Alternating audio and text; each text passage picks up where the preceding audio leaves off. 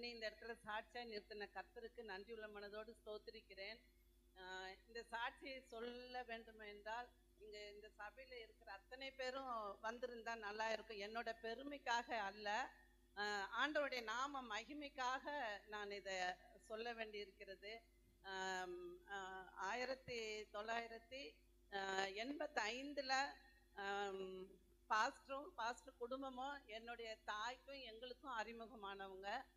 அந்த நாள்ல இருந்து இந்த நாள் வரைக்கும் ஆண்டவர் எங்களை அழகாய் வழி நடத்தி வந்திருக்கிறார். ஒவ்வொரு நாட்களிலும் வாழ்க்கையில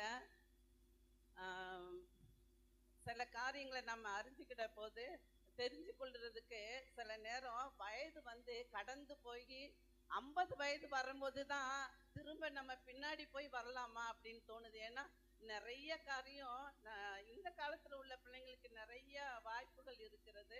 அந்த நாட்கள் அப்படி இல்லை. அதை திரும்ப போய் நம்ம கற்றுக்கொண்டு வரணும் போல ஒரு எண்ணம் தோன்றினது எனக்கு. என்னுடைய வாழ்க்கையில 55 வயதுக்கு பிறகுதான் இதெல்லாம் இப்படி நடந்திருந்தா நலமா இருக்குமே, நல்லா இருந்திருக்குமே, ஞானம் இல்லையா என்று நான் நிறைய நினைச்சிருக்கேன். ஆண்டவருடைய நாம மகிமைப்படுவதாக. இந்த ஊருக்கு முதல்ல அந்த சாமிநாதன் ஐயா வீட்டில் தான் ஐயாவும் அம்மாவும் ஊழியம் செஞ்சாங்க. அவங்களுடைய காரியம் நான் நிறைய நேரம் சொன்னா நேரம் பத்தாது. நான் சொன்னேன்னா அவங்க அந்த இடத்துல நிறைய காரியங்களை அப்ப சொல்லியிருக்காங்க. அது ஒரு அற்புதமான நாள், அது ஒரு பொற்காலம், அது ஒரு எழுப்புதின் நாள் தான் நான் சொல்லுவேன். ஏன்னா அப்ப அவ்வளோ காரியம் நடந்தது. ஒன்று பணம் கிடையாது, ஆனா அன்பு இருந்தது. பணம் கிடையாது, நிறைவான ஆண்டவருடைய அபிஷேகம் இருந்தது, ஆண்டவருடைய விடுதலை இருந்தது, அற்புதம் இருந்தது. அந்த நாட்கள்ல அவங்க அந்த பகுதியில இருந்து சில காரியத்தின் நிமித்தம் இந்த வெங்கடேஸ்வரா நகர் பகுதிக்கு வந்தாங்க. இந்த இடத்துல ஒயிட்னு சொல்லி ஒருத்தரை சொல்லி நாங்க இந்த இடத்துல தான் அங்க இருந்தாங்க.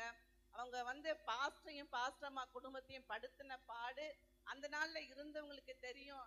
அப்படி ஒரு பாடுபடுத்தினாங்க. ஆனா அவங்க கொஞ்ச நாள்ல காணாம போயிட்டாங்க. இந்த இடத்துல பாஸ்டர் ஐயாவும் அவங்க குடும்பத்தையும் ஆண்டவர் வேறொன்று செய்து இந்த இடத்துல ஒரு பெரிய ஊழியத்தை ஆண்டவர் நிலைநிறுத்தி வைத்திருக்கிறார். ஆண்டவருடைய நல்ல நாம மகிமைப்படுவதாக. நான் ஒன்று சொல்லிக் கொள்கிறேன், ஒரு தலைமுறை கர்த்தரை சேவிக்கும், அது தலைமுறை தோறும் ஆண்டவருடைய சந்ததி என்று சொல்லப்படும் என்று சங்கீதம் 22 சொல்லுவது போல 22:30 படி கர்த்தர் பாஸ்டரையோட குடும்பத்தை ஆசீர்வதிப்பாராக. அவங்க சந்ததிகளை கர்த்தர் வேரூன்றி நடத்துவார். நம்மளுக்கு வாழ்க்கையில சில நேரம் சில காரியங்கள் நம்ம நினைச்ச நேரம்லாம் கிடைக்காது. ஒரு தடவை ஒரு மாற்றம் உண்டாகும். இப்போ பாஸ்டர்மா குடும்ப வாழ்க்கையில ஒரு மாற்றம், இந்த மாற்றத்துக்கு மத்தியிலையும் ஆண்டவர் ஒரு வாய்ப்பை கொடுப்பார். நான் உலக பிரகாரமா சொல்லல, ஆவிக்குரிய பிரகாரமான வாய்ப்புகள் நிச்சயமா ஆண்டவர் தருவார். ஏனென்றால் குருடரை அவர்கள் அறியாத வழியில நடத்தி அவர்களை தெரியாத பாதையில அழைத்து கொண்டு போய் அவர்களுக்கு முன்பாக இருக்கிற இருளை வெளிச்சமும் கோணலை செவியுமாக்கி இவர்களை செய்து நான் உங்களை கைவிடாது இருப்பேன் என்று சொல்லி ஏசாயா வார்த்தையின்படி கர்த்தர் கைவிடவே மாட்டார். அழைத்தவர் உண்மையுள்ளவர். சில நேரம் நான் ஏன் இப்படி நடந்தது நினைக்கலாம். எல்லாரும் இந்த பூமியில இருக்க முடியாது. நம்ம வாழ்நாள் குறுகினது, புல்லை போல புகையை போல என்று வேதத்திலே பார்க்கிறோம். ஒரு குட்டி வாழ்க்கை, ஒரு சின்ன வாழ்க்கை. இதை நாம் கர்த்தருக்காக நம்ம ஆரம்பம் முதல் முடிவு வரைக்கும் நான் பாஸ்டரையோட 3 ஆண் பிள்ளைகளுக்கு நான் சொல்லுவது, நான் இந்த இடத்துல தகுதி இருக்கா இல்லையான்னு எனக்கு தெரியாது. இந்த 3 பிள்ளைகளும் பாஸ்டரையா நடந்த அந்த காரியத்தை இனி நடந்ததெல்லாம் எப்படி நடந்தீங்களோ எனக்கு தெரியாது. ஆனா இந்த இடத்துல அவங்க எப்படி எவ்வளவு கஷ்டப்பட்டு வேறொன்று நின்றாங்களோ அதே போல எத்தனையோ ஊழியர்களை சந்ததிகளை நாம் இப்ப பாக்குறோம். தகப்பன் வீட்டு சென்ற ஊழியத்துல ஒன்று சேர்ந்து கை தூக்கி நிறுத்தி ஊழியங்கள் விரிவடைகிறதை நாம் பார்க்கிறோம். அதை முன்மாதிரியாய் வைத்து கொண்டு 3 பிள்ளைகளும் இந்த ஊழியத்தை பொறுப்பாய் நின்று ஒருவருக்கொருவர் விட்டு கொடுத்து வீட்டுக்கு வந்த மருமகள்மார்களும் பிள்ளைகள் ஆண் பிள்ளைகளும் இதை ஒன்று சேர்ந்து கை கோர்த்து நெகேமியா இடிந்த அலங்கத்தை கட்டி எழுப்பினது போல நீங்க இந்த ஊழியத்தை கட்டி எழுப்பும்படியா நான் பாரத்தோடு நான் டெய்லி ஜெபிப்பேன். நீங்க அதை செய்ய வேணும்னு நான் தயவா நான் ஆண்டவருடைய நாமத்தாலே உங்களுக்கு சொல்லுறேன். இந்த ஊழியத்துல இன்னும் வளர்ச்சியை காண வேணும், இன்னும் விரிவடைய வேணும்.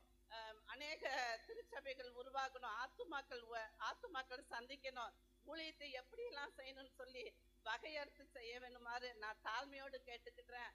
அதே போல நாங்க இந்த இடத்துல உங்களுக்கு பிள்ளைகளுக்கு தெரியும், நாங்க இந்த இடத்துல பால்கனிக்கா அவங்க மூத்தவங்க பேரின்பக்கா, ரஞ்சிதா சிஸ்டர், எங்க சித்தி இறந்துட்டாங்க, அவங்க பாஸ்டம்மா, இன்னும் சில பேர் எல்லாம் நாங்க இந்த மதுரவாயல் முழுவதும் பின்னாடி விருகம்பாக்கம் வரைக்கும் நடந்த நாட்கள் உண்டு, ஊழியம் செய்த நாட்கள் உண்டு. கர்த்தர் அந்த மகிமையான நாளை நான் நினைத்து பார்க்கிறேன்.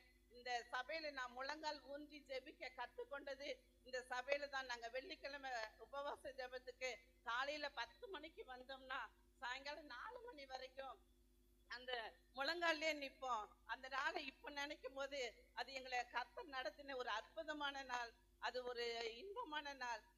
அந்த நாள் இன்னைக்கு அப்படிப்பட்ட காரியங்களை நான் எங்கேயுமே பார்க்க முடியல. எங்கெங்க இருந்து அன்றைக்கு வந்து ஒரு அந்த அன்னைக்கு கூரை அந்த ஓடு இடத்துலதான் நடந்துச்சு. அப்போ ஒரு கம்பை பிடிச்சிட்டாது எல்லாரும் முழங்கால்ல நீண்ட நேரம் வாலிப பிள்ளைங்களும் நடுத்தர வயதினர் எல்லாரும் அந்த நாளிலே ஜெபித்த ஜெபங்கள் உண்டு. அநேக பாடல்கள் பாஸ்டர்மா ட்ரம்ஸ் அடிச்சு சாரோன் நவராஜி அம்மா பாட்டு, எனக்கு நான் அதை எங்க போனாலும் சொல்லுவேன். அந்த